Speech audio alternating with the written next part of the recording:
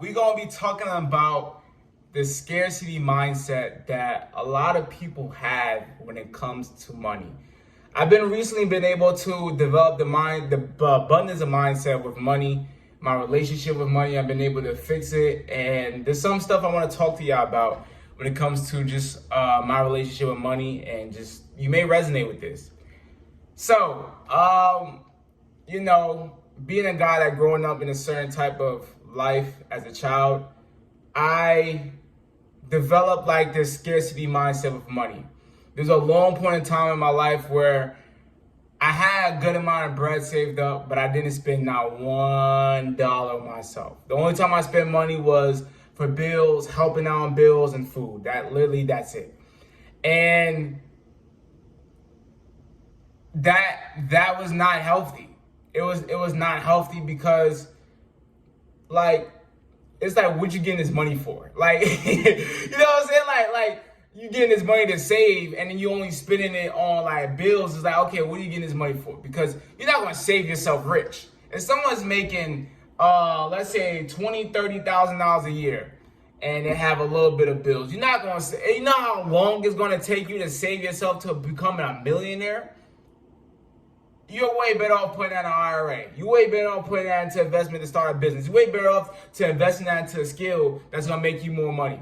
So there's a long point in time I was not buying myself shit. And the only time I bought myself stuff was when I was going to go on vacation. I loved it.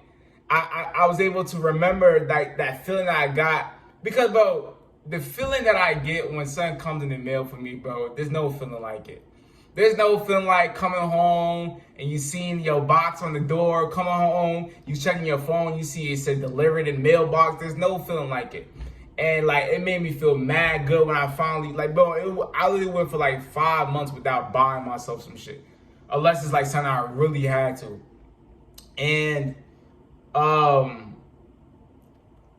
I also remember like a little bit after that, some effed up stuff happened to me. Like some really effed up happened to me where it put me into this position where I felt like I wanted to isolate myself from people. I felt very upset. I was just going through it, you know what I'm saying? And there was at one point in time I was like, bro, you know what? I'm just gonna buy myself something. And this is why, bro, it was this watch, this Fossil watch, this nice watch. This watch was like a Cartier, that's why I love it. It's silver, it's nice. I love this watch.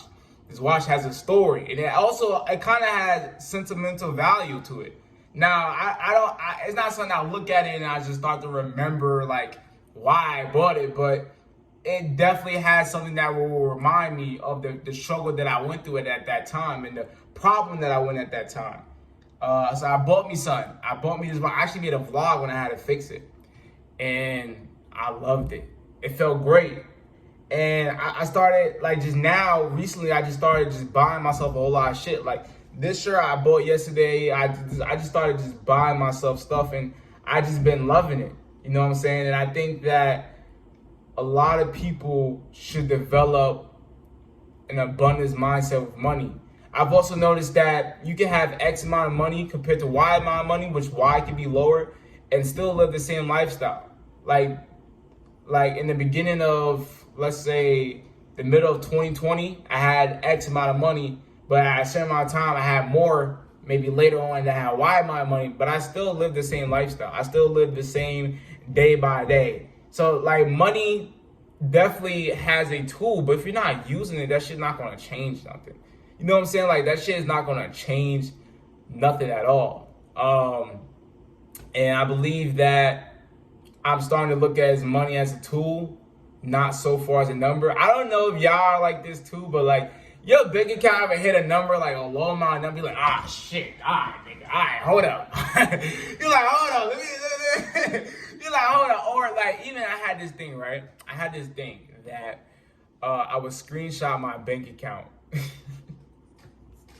Now, I didn't post it on public. I didn't post it public anywhere. But what I did was, every time I hit an all-time high, and I'm telling you, this is because I'm saving all my money. There's a point in time that whenever I hit an all-time high in my bank account, so I'm gonna say it in terms of $100. Let's say you hit like $200, and then you hit like all-time high of $500. So what I was doing was every time I hit an all-time high, that would hit to like a new number, there's like a new set of zero, I would like screenshot it and I would put it on like this private Twitter. And like, literally, if I go on my private Twitter, like no one sees this, no one follows this Twitter account. Literally, I can see every time I hit a new milestone how much money's in my bank account or my net worth type shit. And I remember like talking shit to my past, so I was like, ha, nigga, that ain't no real money. Like I remember screenshotting like my first band, and then okay, I'm not gonna see any numbers after that. But like, yeah, and I think that even having that bread, I still live the same lifestyle compared from X to Y. And I think that one part of the reason why I'm grinding hard is to have a higher quality of life. And to have a high quality of life, you need to spend money. You can't you can still have a high quality of life and live below your means. I'm very big on living below your means too. I'm not like a blowing money ass nigga. Like I may be buying a lot of clothes, but these shits is like $10 each. I'd rather buy 10 pieces of item for $10 than buy one Nike Tech for $100. That's just the way I look at this. You know what I'm saying? So that's why I go to Ross, I go to Marshalls, I go to all these cheap ass outlet stores, get a whole bunch of shirts. That only costs like $50, $60. You know what I'm saying? And I think that's also something that's interesting, is that you can still have high quality. But bro, this is like the biggest finesse that brands have. Bro, that shit costs a couple of dollars to make. Hey, word of my bro, I can say this is Balenciaga, and you're gonna be like, bro, that shit probably like $700. This kind of can come off as a Balenciaga shirt, my brother. This kind of can come off as a designer shirt, my brother. But this shit is $10. Like it's crazy the finesse that a lot of, even as just cars. We're gonna talk about cars now. Just with cars, right? People that get cheap, luxurious cars, there are, bro, if you get a cheap, luxurious car, bro, you're a bummer clot. You're a cheesehead. Because that is one of the most expensive cars ever. Not in the front end, but that is very expensive. And for many reasons. One is that, if it's a cheap, luxurious car, that means it's probably high mileage. So that means you're going to have to do a whole lot of maintenance. Then, because it's a luxurious brand, that means the maintenance is going to cost a lot. So if you want to get new tires, there's a lot of bread. If you want to get this fixed, that's a lot of bread. Because it is from a manufacturer that is luxurious, and they're going to be pricey. So you're going to have to pay a whole lot of money in maintenance. Then it's like, if it's a cheap, luxurious car, it's really not that much of a flex. If it's a CLA Mercedes that's 2014, that's not a flex. A C300, that's not a flex. You know what I'm saying? Like, I've never been that guy. Now yes. There's a moment that I really want an Audi S4. An Audi S4, it's like a 2015 Audi S4. It's supercharged. It has like that little whining noise that's from like a Hellcat. It's nice, beautiful interior. It's nice. I'm a car guy. Or at least I was a car guy that was very like into cars. And I'm still a car guy, but I'm not like a car guy. You know what I'm saying? Like, I'm not like watching a whole bunch of car videos anymore, or like fantasize about having cars. And yeah, I understand, but like people be wanting these cheap ass Mercedes. But I wouldn't even talk about other people. But the way I think of it is, I have a 2013 Hyundai Elantra. I love my car. I'm so grateful for my car, bro. I've done so much modifications on it. I love my car. It's amazing. It's reliable. I love it. I feel like it's fast. And this shit is only 200 horsepower. I love my car. I'm going to run that shit to the ground. Word of my mom. And then when I get my next car going to be fire, nigga. Like, I'm not going to, why would I spend $500 a month of a car payment for a CLA? A Mercedes CLA. A 2014 C300. What am I doing this? On a Maserati? No, bro. When I drop my car, when I mean drop, that means like buy something. That means if you drop in the chain, you buy the chain. If you drop in the house, it means you buy the house. But when I drop my car, my car gonna be a super car. My car gonna be a V6. I'm telling you, bro, this is my car right here. It's not even my dream car, because I have it. It's not a dream. It's something that I have. I'll be in it. Y'all gonna see. I'm telling you, y'all gonna see. C43 AMG Mercedes Coupe. Boom. I'm not gonna, what I look like spending, what I look like rushing it and getting a CLA. Bummerclots.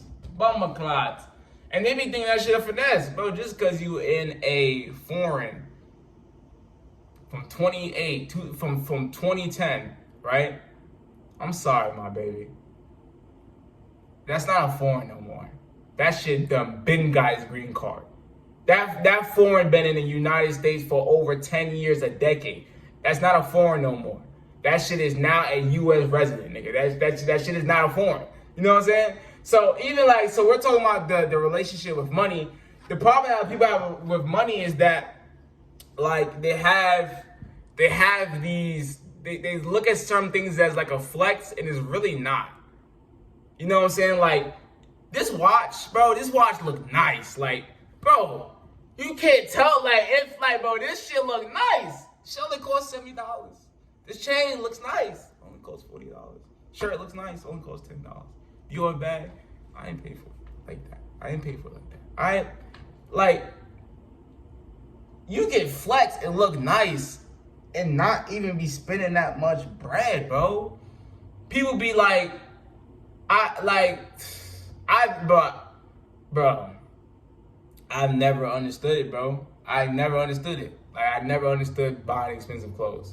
I do have, but I'm saying, like, I didn't pay for like the expensive clothes that I do. I only have like four or five things, but I didn't pay for it. You know what I'm saying? But yeah, I never understood it. Like, that's not a flex.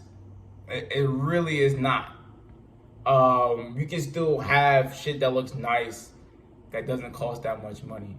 But I'm talking about the abundance mindset of bread and money in general, and just money in general. Something that I want to have. I want to build a network. I want to start networking more with successful people and people that just want to be successful. I'm not really trying to be on the lone wolf thing anymore, or be on the I'm not even saying antisocial, but I feel like in order for me to get to the next step is to surround myself with people that inspire me.